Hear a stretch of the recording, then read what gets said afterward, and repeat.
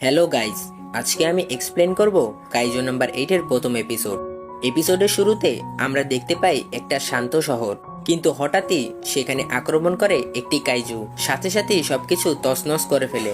এর কিছুক্ষণ পরেই সেখানে আসে ডিফেন্স ফোর্স এবং হেলিকপ্টার থেকে ল্যান্ড করে মিনা আশিরো এবং চারদিক থেকে আক্রমণ করে কাইজুর উপর। শেষে ক্যাপ্টেন মিনা একটা বড়সড় ফায়ারিং করে এবং কাইজুটিকে মেরে ফেলে। তখন সিন চেঞ্জ হয়। আমরা দেখতে পাই যে কাইজুটিকে কিছুক্ষণ আগে মারা হয়েছে, সেই কাইজুটিকে পরিষ্কার করতে একদল ক্লিনার আসে। ওই ক্লিনারদের মধ্যেই ছিল আমাদের নায়ক কাফকা হিবিনো। সে বার্গার খেতে খেতে সেই কাইজুটিকে দেখছে, যেটাকে সে একটু পর পরিষ্কার করবে।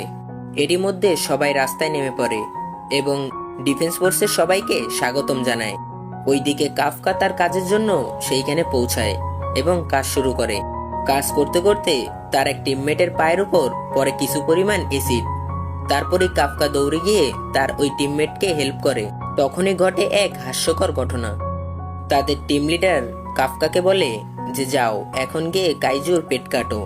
কিন্তু পেট কাটতে গিয়ে পেটের ভিতর থেকে থাকা সব ময়লা আবর্জনা সব কাফকার মুখে যেয়ে লাগে। তারপর সে কাজ শেষে রাতের বেলায় বিছানায় শোয় এবং কল্পনা করে তার সারাদিনের ঘটনাকে। এরপরে সে টিভিতে দেখে মিনা আশিরোকে। দেখার পরে সে তার পুরনো দিনের কথা মনে করে। তারপরই সে ঘুমিয়ে পড়ে। পরের দিন ঘুম থেকে ওঠার পর সে তার অফিসে যায় সবার সাথে দেখা করতে।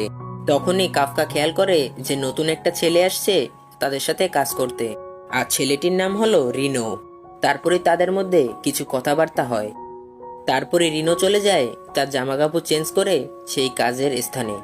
তারপর টিম লিডার কাজ দেয় রিনোকে যে তুমি যাও এবং ওই পেটটা কাটো।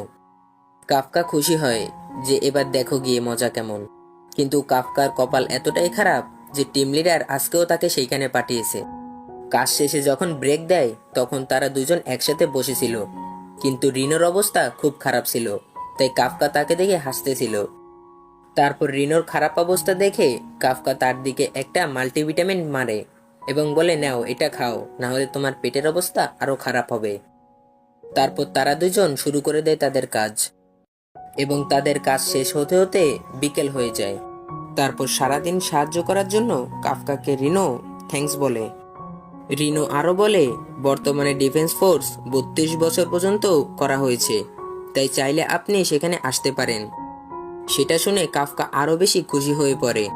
সেটা বলতে বলতে হঠাৎই রিনোর পিছন থেকে একটা কাইজু আক্রমণ করে এবং সাথে সাথেই কাফকা রিনোকে বাঁচায় এবং কাফকা রিনোকে বলে তুমি এখান থেকে চলে যাও।